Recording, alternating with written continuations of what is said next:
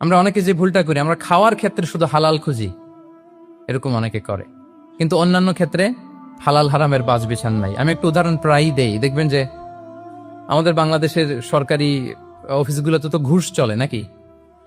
আল্লাহ ঘুষ থেকে এই জাতিকে তুমি হেফাজত করো। আচ্ছা, দেখবেন যে আমাদের বিভিন্ন সরকারি অফিসগুলোর মুসলিম কর্মকর্তারা তারা ওয়াইন খায় না।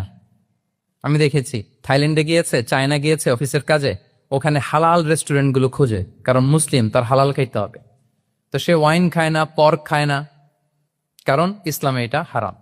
আবার অনেক হিন্দু কর্মচারী, সে আবার গরুর গোশত খায় না, কারণ কি তার ধর্মে ওইটা হারাম। কিন্তু এই মুসলিম কর্মচারী, হিন্দু কর্মচারী দুইজনের নির্বিশেষে মাশাআল্লাহ ঘুষ খায়।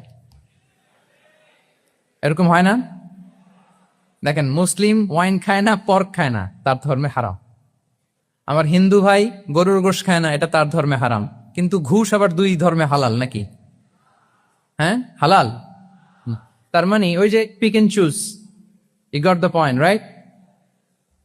পিক এন্ড চুজ করেছে যে আমার ধর্মের এই এই নিয়ম আমি মানবো, কারণ এটা আমার জন্য খুব ফ্লেক্সিবল, এটা খুব ভালো লাগে। কিন্তু যেটা কঠিন হয়ে যাচ্ছে, যেটা তার বিরুদ্ধে দাঁড়াচ্ছে, ওইটা সে মানে না। তাহলে পিক এন্ড চুজ করার কোনো সুযোগ, আমরা আমাদের গোটা জীবনকে হালাল দিয়ে সাজাইতে হবে, তাহলে your lifestyle will be Islam.